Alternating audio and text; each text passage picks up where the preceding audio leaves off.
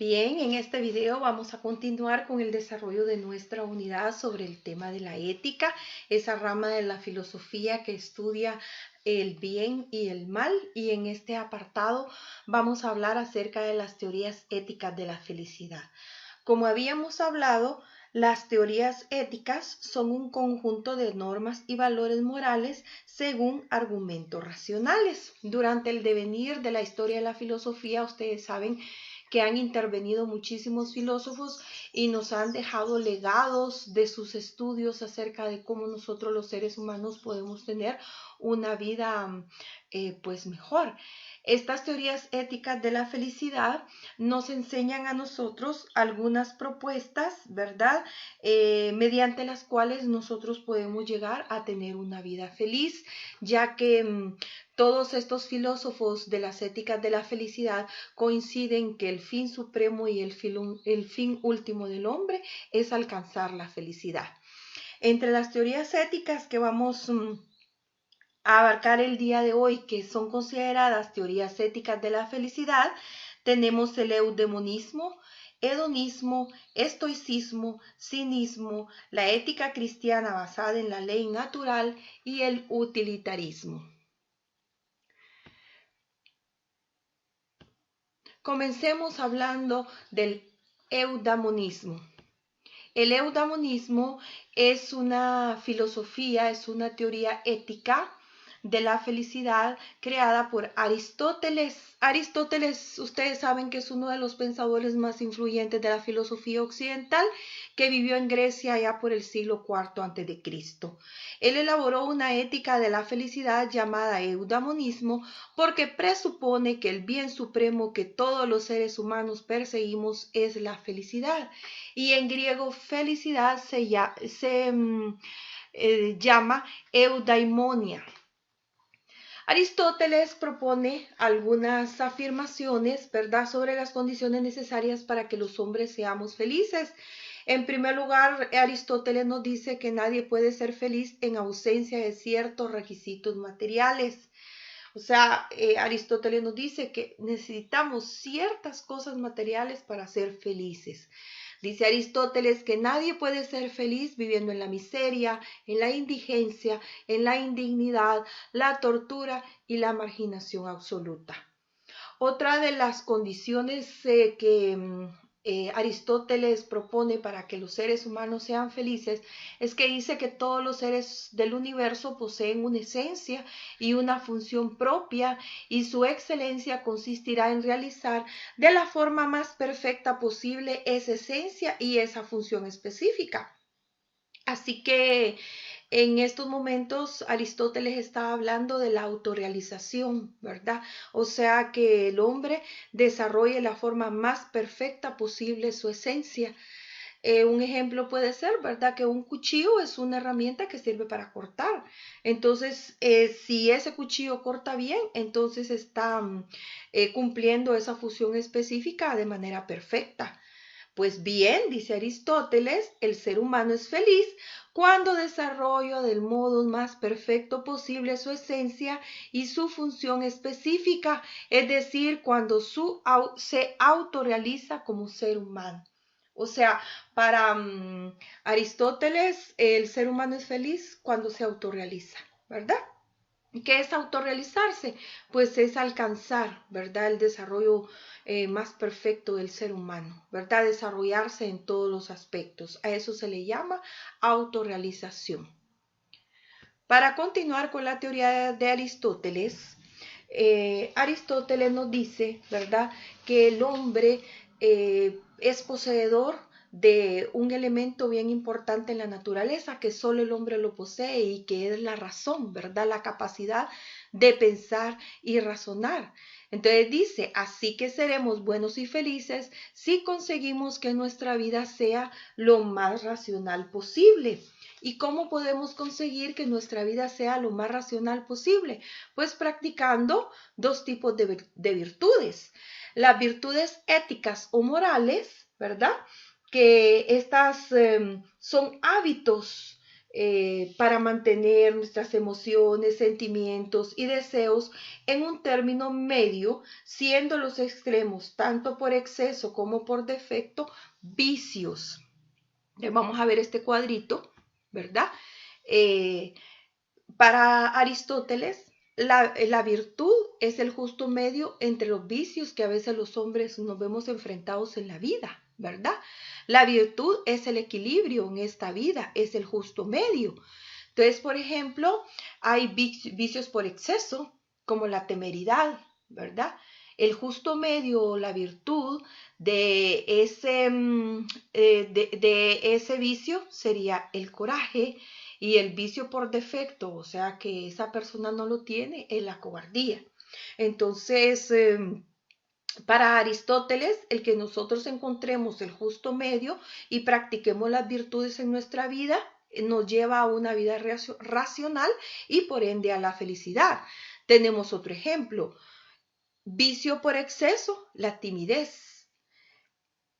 La virtud sería la modestia. Y un vicio por defecto, el descaro. Un vicio por exceso, la vanidad. El justo medio sería el orgullo y el vicio por defecto sería la humildad. Entonces nosotros tenemos que encontrar ese justo medio según Aristóteles para que nosotros podamos llevarnos en nuestra vida a través de las virtudes y ser felices. Entonces dice Aristóteles que algunas de las virtudes éticas o morales más importantes es la templanza, la generosidad y la amabilidad, ¿verdad? Otro tipo de virtudes que nosotros debemos de practicar para llevar una vida racional, ¿verdad? O feliz, entonces están las virtudes dianoéticas o intelectuales. Estas virtudes se desarrollan a través de nuestra vida, ¿verdad? En la escuela, a través de la lectura, etcétera. Y para él, las más importantes son la prudencia y la sabiduría.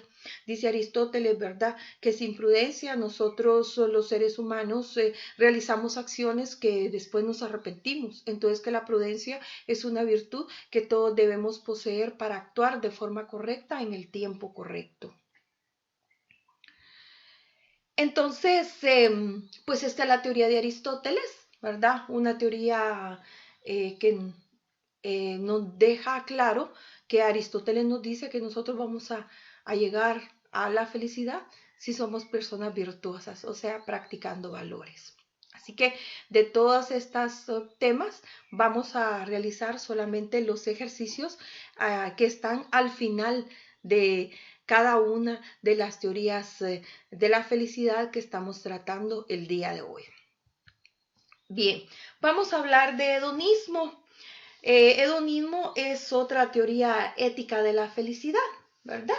Entonces el hedonismo fue creado por Epicuro. Epicuro es un filósofo griego del periodo helenístico, si ustedes se acuerdan, que vivió del 341 al 281 a.C. Epicuro fundó en Atenas su escuela, llamado el Jardín, donde no solo se adquirían conocimientos teóricos, sino que se ponían en práctica las enseñanzas del maestro. Se aprendía un modo de vida. En ella se admitían incluso mujeres y esclavos. Según el hedonismo, el bien supremo, aquello que todos los seres humanos perseguimos y que nos llevará a la felicidad, es el placer. Hedón en griego, ¿verdad? Es placer. Entonces, maximizar el placer y minimizar el dolor es el objetivo prioritario de nuestra vida si nosotros queremos ser felices. Para Epicuro o para los hedonistas, el placer se define como, en primer lugar, la ausencia de dolor en el cuerpo. En segundo lugar, la ausencia de perturbaciones psicológicas o espirituales como el miedo, la angustia, las preocupaciones, remordimientos, tristeza, estrés y ansiedad. Y la satisfacción de nuestros deseos, incluyendo los deseos referidos al cuerpo como alimentarnos, dormir, pero también deseos espirituales, ¿verdad? Como la amistad, el conocimiento y disfrutar de la belleza. Ahora también los hedonistas proponen que los deseos para maximizar el placer y minimizar el dolor son, ¿verdad? Que nosotros tenemos que satisfacer nuestras necesidades prioritarias y biológicas, como alimentarnos, beber y dormir. La satisfacción de estas necesidades prioritarias siempre nos hace felices, ¿verdad? También debemos satisfacer los deseos naturales y no necesarios, ¿verdad? Por ejemplo, satisfacer el apetito con una exquisita paella y no con un trozo de pan. Satisfacer la sed con un zumo y no con agua. Y dormir en la más cómoda de las camas. Estos son deseos, ¿verdad?, que debemos moderarlos. Y otras necesidades que tenemos son las no naturales y las no necesarias, ¿verdad? Por ejemplo, el lujo, el poder, la riqueza, la fama, la gloria, el prestigio y los honores. A estos deseos debemos renunciar, pues no se sacian nunca. Cuantos más tenemos, más queremos, según la escuela hedonista, ¿verdad? Cuanto más dinero, más poder, más fama tenemos, más queremos y entonces sufrimos porque no podemos obtener que no podemos obtener aquello que queremos, ¿verdad? Entonces también en esta escuela del hedonismo nos propone que para ser felices debemos eliminar algunos miedos, ¿verdad? Para tener una vida placentera. El primer miedo que debemos eliminar es el miedo a los dioses. Para eliminarlo, dice, basta pensar que no se cuidan de los asuntos humanos y desde luego brujos, sacerdotes y demás son solo buenos psicólogos. El temor a la muerte. Es absurdo temer a la muerte, pues mientras estamos vivos no nos afecta y cuando nos afecta ya no estamos vivos. Tampoco debemos temer el más allá, pues tras la muerte no hay más vida, según Epicuro, ¿verdad? Según el hedonismo. El temor al destino. Epicuro negó el determinismo. Nada está escrito, solo el azar y la libertad existen. Cada hombre es dueño de su propio destino. Y el temor al dolor y la infelicidad. Si seguimos las enseñanzas de Epicuro respecto a la moderación y la renuncia a falsos placeres, si aprendemos a desear lo que tenemos y a no desear lo que no tenemos, conseguiremos sentirnos bien con nosotros mismos íntimamente, disfrutando serenamente de los placeres que la naturaleza nos ofrece, lejos de pasiones que perturben nuestro equilibrio. Esta es la teoría hedonista, ¿verdad? Y como yo les digo, de cada una de estas teorías filosóficas, pues vamos a aprender un poquito, ¿verdad? Vamos a aprender un poquito porque para mí todas estas teorías tienen un valor. Entonces, de esto vamos a contestar las 3 preguntas del ejercicio 2. Ahora vamos con la tercera teoría que vamos a abordar en este video y es el estoicismo. El lema del estoicismo es domínate y aguanta, ¿verdad? Vamos a ver en qué consiste esto de dominarse y aguantar. El estoicismo es una escuela filosófica fundada por Zenón en el año 306 a.C., ¿verdad? Según los estoicos, todo el universo y cuanto en él sucede también, por supuesto, la vida de cada uno de nosotros, está regido, dirigido y determinado por una ley, principio o razón universal que todo controla y domina. Nada escapa a esa ley. El movimiento de los astros, el crecimiento de un niño y la lectura que estás haciendo de estas líneas están férreamente determinadas por una cadena de causas inexorable.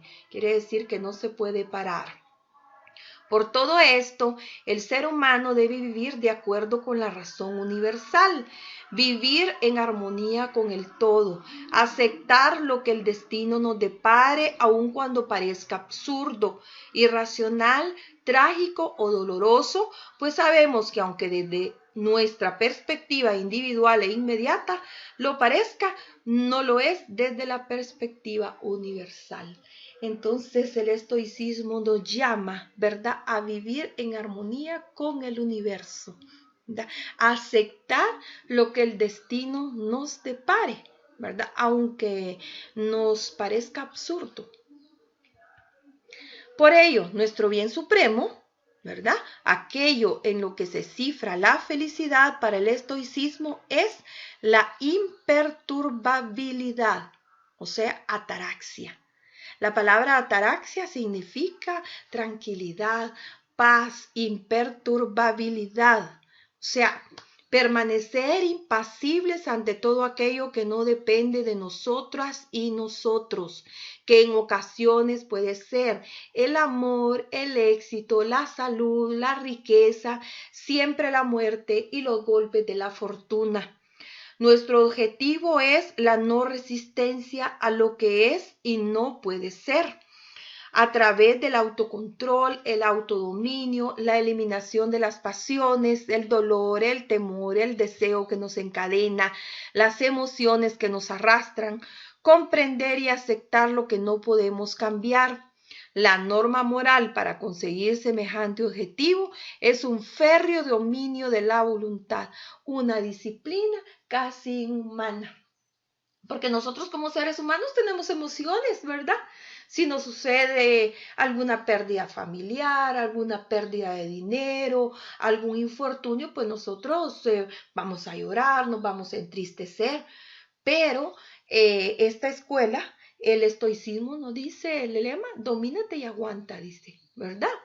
La norma moral aquí, ¿verdad?, es el férreo dominio de la voluntad, una disciplina casi humana, como les estaba diciendo, somos humanos, entonces nosotros tenemos emociones, pero acá nos llama, ¿verdad?, a ser imperturbables, o sea, la ataraxia, permanecer impasibles ante todo aquello que no depende de nosotros. Entonces aquí vamos a contestar el ejercicio número 3. Escuela o teoría ética de la felicidad número 4, que es el cinismo. Pero la palabra cínico en la filosofía griega no es como lo conocemos en la actualidad, ¿verdad? Sino que la palabra cinismo viene dada por cómo vivían los filósofos de esta escuela, que vivían casi en la mendicidad. Uno de los más famosos de la escuela cínica vivía en un tonel, hacía sus necesidades ahí, por eso le llamaron cínicos, ¿verdad? No tiene nada que ver con la designación que nosotros le damos en la actualidad. Vamos a ver en qué consiste, qué consejo nos da esta escuela a nosotros para ser felices. Su fundador fue Antístenes, ¿verdad? La palabra cínico viene del griego kinos, que significa perro, llamados así por su extravagante manera de vivir, austeros hasta la mendicidad, pasando de usos, costumbres y convenciones sociales. Para los cínicos, la meta del ser humano, el bien supremo, la felicidad, debe ser la autarquía, es decir, la autosuficiencia, la total independencia externa e interna y el bastarse a sí mismo. Se trata de buscar una moral plenamente emancipada y por ello necesariamente antisocial, pues la sociedad no permite un individuo plenamente independiente. Antes, al contrario, nos modela y socializa hasta convertirnos en lo que necesita que seamos. La sociedad, por una parte, complica enormemente la satisfacción de las necesidades más primarias por medio de infinidad de convenciones, reglas y usos, y por otra, convierte al ser humano en esclavo de nuevas necesidades perfectamente superfluas. Mujeres y hombres, cada vez somos menos dueños de nosotros mismos. Vivimos inmersos en una especie de apoteosis de la mercancía, que somete nuestra vida cotidiana a multitud de cachivaches. Pero también internamente vivimos encadenados. Necesitamos prestigio, éxito, educación y estima. Como les digo, en cada teoría usted va a encontrar una enseñanza para la vida. Y esta es la parte bonita de la filosofía, de la ética, que la ética y la filosofía son prácticas. No solamente es teórica, sino que nosotros debemos tomar las partes que nos llamen la atención y ponerlas en práctica en nuestra vida. ¿Y qué dicen aquí los cínicos, verdad? Los de la escuela del cinismo. Dice que la sociedad nos envuelve, dice, en una especie de apoteosis de la mercancía. Dice que somete nuestra vida cotidiana a multitud de cachivaches. O sea, muchas veces nosotros tenemos en nuestra vida cosas que no necesitamos. 20 pares de zapatos, 100 jeans, 200 blusas. Y eso es porque yo me veo inmersa muchas veces en esa sociedad, ¿verdad? O sea, todo, ¿no? Porque la sociedad nos empuja, nos obliga, nosotros queremos estar a la moda, queremos tener lo mismo que nuestro vecino, ¿verdad? Entonces es una sociedad que nos encadena, dicen los cínicos. Nosotros no necesitamos tanto para vivir, ¿verdad? Nos dicen los cínicos, ¿verdad? Que la felicidad, o sea, la autarquía, o sea, la tranquilidad, para ellos en este aspecto es la autosuficiencia, la total independencia externa e interna, bastarnos a nosotros mismos, ¿verdad? Sin tanto convencionalismo social, ¿verdad? Que nos ata.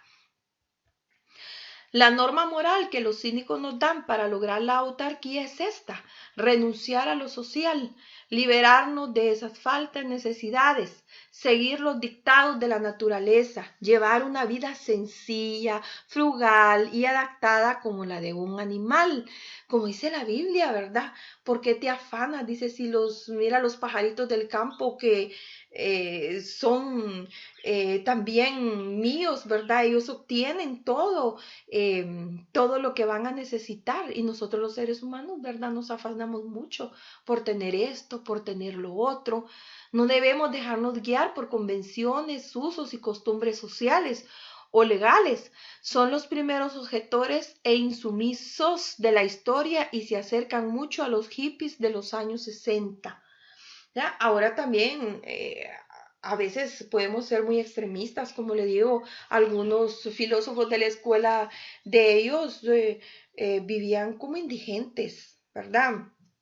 O sea, yo siento que la dignidad humana no se debe violar hasta ese punto, ¿verdad? Debemos, sí, no vernos envuelta en eso del consumismo actual en el que estamos, pero sí obtener lo necesario para vivir, por lo menos nuestros alimentos, nuestra ropa, ¿verdad? Para vivir con dignidad, así como decía Aristóteles, ¿verdad? Que necesitamos cosas materiales básicas para poder vivir. Aquí contestamos el ejercicio número 4. Vamos a ver qué nos dice la teoría número 5 de las teorías éticas de la felicidad, la cual se llama la ley natural. Esta ley natural fue formulada por Santo Tomás de Aquino, allá en la Edad Media. Es un filósofo de la Edad Media, 1224 a 1274. ¿Verdad? La formulación más precisa e influyente del concepto de ley natural.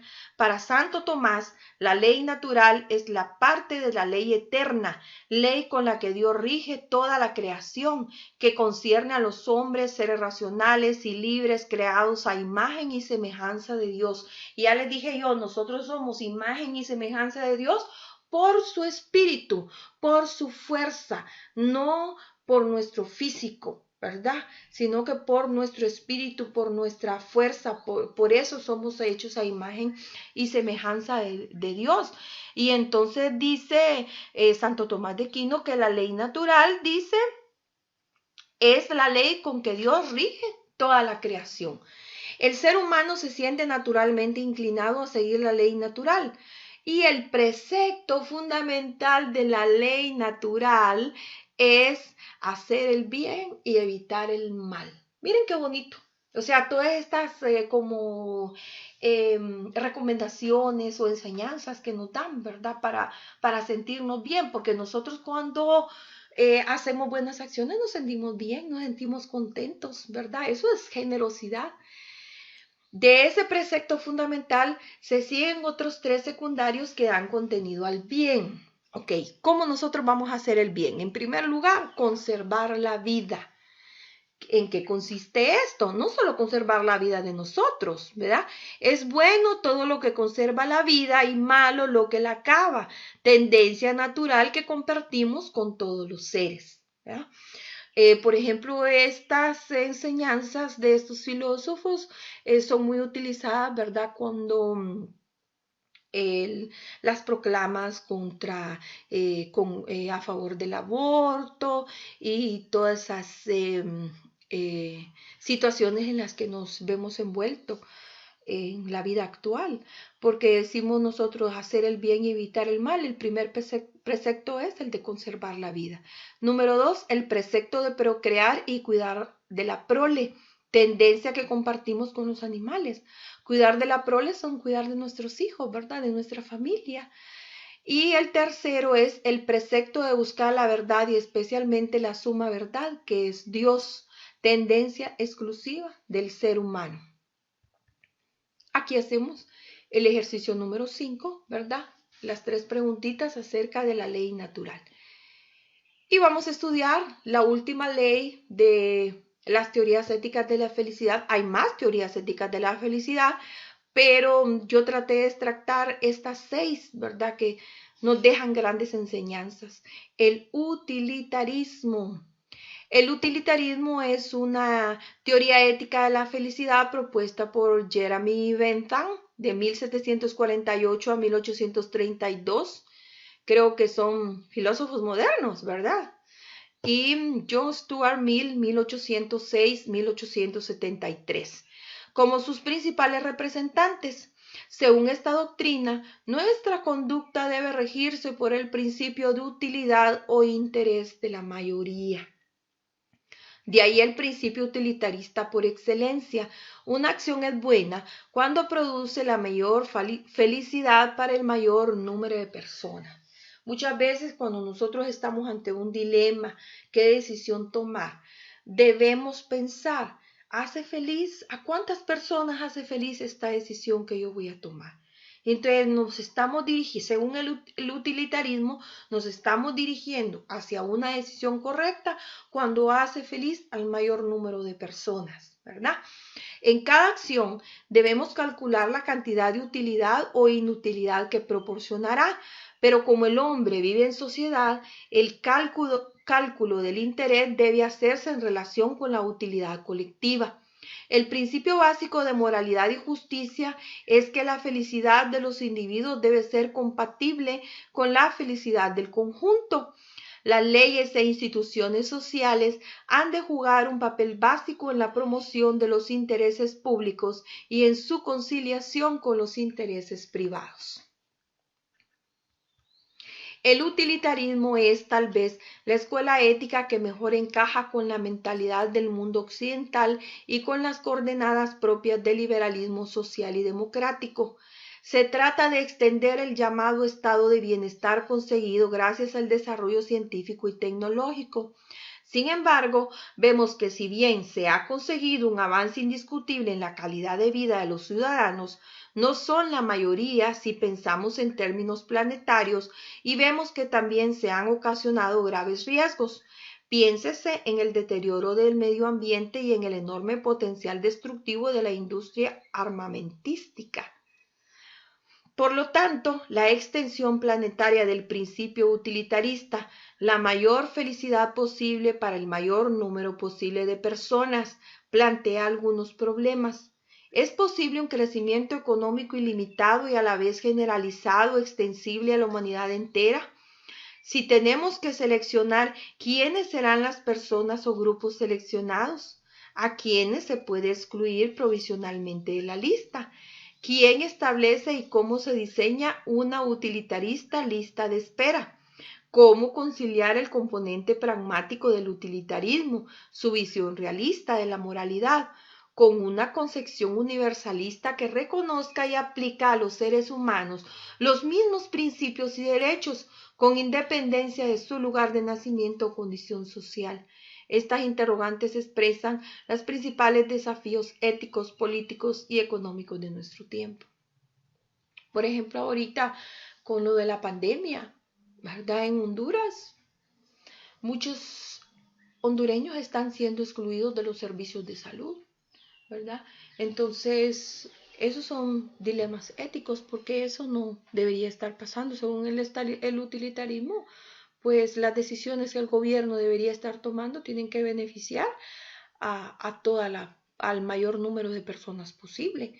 Y nosotros vivimos en una sociedad en que las personas beneficiadas son generalmente aquellas que tienen dinero y los pobres quedamos excluidos, ¿verdad?, de los beneficios sociales.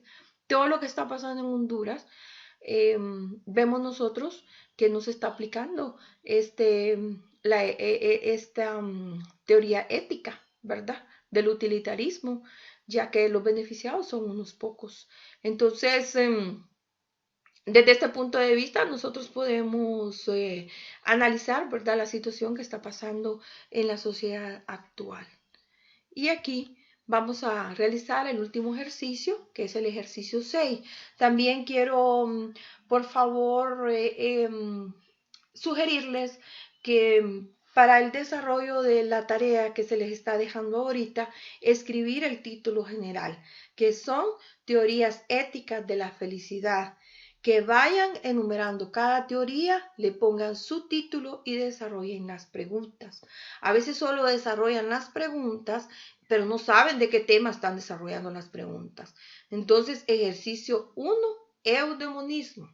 Ejercicio 6, utilitarismo y el desarrollo de sus preguntas, por favor.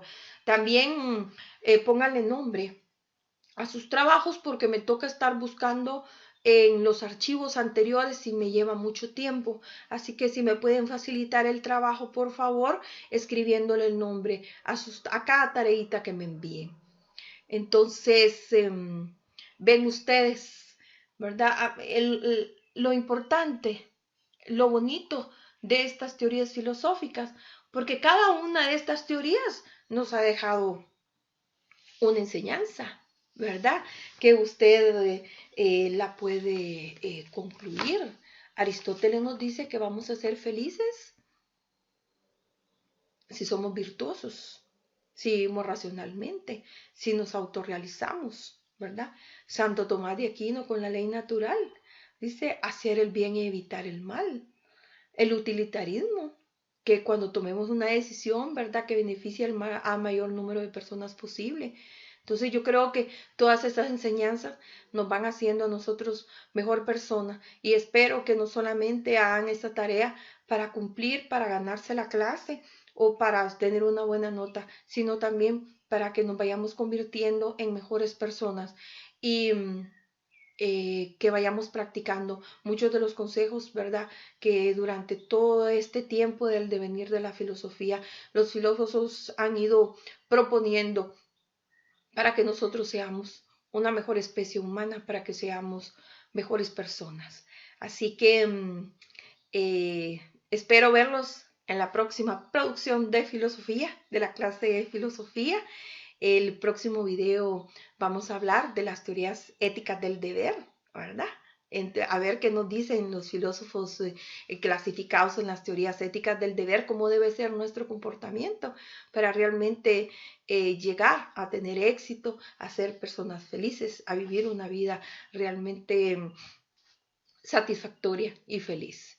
Muchísimas gracias por toda su atención. Cuídense mucho y un abrazo a la distancia.